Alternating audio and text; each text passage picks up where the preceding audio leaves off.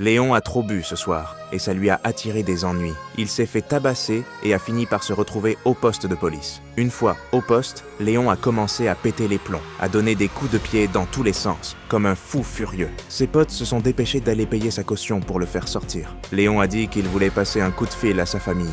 Son pote l'a aidé à composer le numéro dans la cabine téléphonique. Juste au moment où il allait lui passer le combiné, il s'est retourné et Léon avait disparu. Il n'y avait plus que 2 petites ailes par terre. Ces ailes, c'était le cadeau d'anniversaire que Léon comptait offrir à sa fille.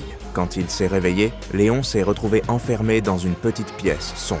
Peu importe combien il criait, personne ne lui répondait de l'autre côté de la porte. Le seul endroit par où l'air pouvait entrer dans cette pièce, c'était un petit trou dans le mur. Léon a voulu passer la tête par ce trou, mais à peine avait-il sorti la tête qu'il s'est pris un coup de pied qui l'a fait rentrer direct. Il était au bord de la crise de nerfs. Il ne comprenait rien à ce qui se passait. Aussi chelou que ça puisse paraître, cet endroit était très humain. De temps en temps, ils balancèrent du gaz soporifique dans la pièce pour l'assommer. Quand il s'endormait, quelqu'un entrait discrètement pour lui couper les cheveux et les ongles. Mais le pire, c'est que le lendemain matin, quand il s'est réveillé, il a vu les infos à la télé. Sa femme avait été tuée, sa fille avait disparu, et il y avait des traces de son sang chez lui. En une nuit, Léon était devenu un fugitif recherché. Il était tellement en colère qu'il n'arrivait même plus à parler. Léon a commencé à fracasser les vitres. Il voulait se trancher les veines pour se suicider. Mais ceux qui le retenaient ne voulaient pile pas le laisser mourir. Tu veux mourir? Ok, pas de souci, mais à chaque fois que t'essaieras, on te ranimera. Léon n'arrivait même pas à se suicider. Il a dû se résigner. Puisqu'il ne pouvait pas mourir,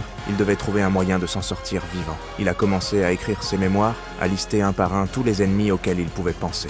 Puis il s'est mis à la boxe, à défoncer les murs comme un taré, au point de presque les transpercer. Il avait planqué une baguette et s'en servait pour gratter le coin du mur, jour après jour, jusqu'à ce qu'il arrive à enlever une brique. Un jour qu'il pleuvait dehors, il a enfin pu sentir l'air extérieur. C'est à ce moment-là que le gaz soporifique est revenu. Une femme est entrée, lui a montré une montre et a agité une clochette. Léon était dans les vapes.